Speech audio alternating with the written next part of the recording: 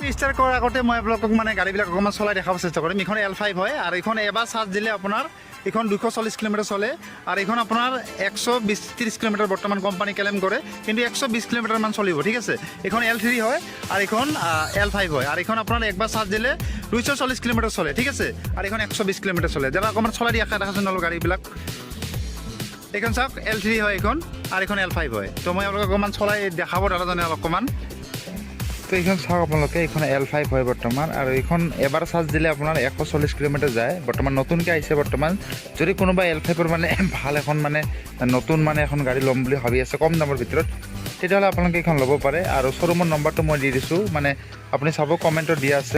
L3খন ঠিকে আছে, আগৰখন হয়, এইখন L3 হয় আৰু এইখন এবাৰ চাৰ্জ দিলে আপোনাৰ 120 কিলোমিটাৰ যায়। আৰু লগতে এইখন আপোনাৰ টপ স্পীড হ'ব লাগছে 35-40 আপোনাৰ টপ স্পীড। ঠিক আছে, আর এখানে আপনার টপ স্পিড হওয়া লাগছে 55 আর এখন এবার চার্জ দিলে আপনার 240 কিলোমিটার যায়। এখানে L5-ৰ নতুন মডেল আহিছে বৰ্তমান। যদি আপোনালোকে টিপটপ কণ্ডিশ্যনৰ এখন যদি ভাল আপোনালোকে ল'ম বুলি ভাবি আছে বৰ্তমান নতুন, তেতিয়াহ'লে আপোনালোকে এই দুখনৰ ভিতৰত এখন ল'ব পাৰে।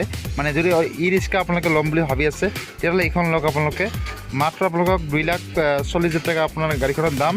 মাত্ৰ আপোনালোকে 50-60,000 টকা ডাউন পে'মেণ্ট দিলে আপোনালোকে এইখন ল'ব পাৰিব। আৰু যোনখন L5-ৰ এখন আছে, L5-ৰখন আপোনালোকে 70-80,000 টকা ডাউন পে'মেণ্ট দিলে আপোনালোকে ল'ব পাৰিব। আৰু এইটো শ্ব'ৰুমটো ক'ত আছে মই আপোনালোকক কৈ আছোঁ, গুৱাহাটী গড়চুকত আছে বৰ্তমান।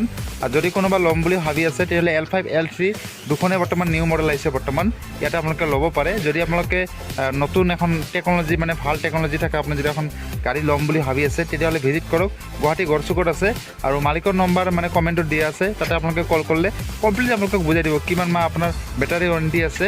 মই জনামতে এই গাড়ী দুখনৰ, ঠিক আছে, L3খনত আপোনাৰ 3 বছৰ আপোনাৰ বেটাৰী ৱাৰেণ্টি আছে আৰু চাৰ্জাৰ ৱাৰেণ্টি আছে আপোনাৰ 3 বছৰ। আৰু লগতে যোনখন L5 আছে, এইখনৰ আপোনালোকৰ যোনটো ৱাৰেণ্টি আছে বেটাৰী ৱাৰেণ্টি, এইটো 5 বছৰ আছে আৰু চাৰ্জাৰ। ঠিক আছে, এই দুখন গাড়ী আহিছে বৰ্তমান নতুনকৈ বৰ্তমান L5-ৰ বৰ্তমান L5 আৰু L3।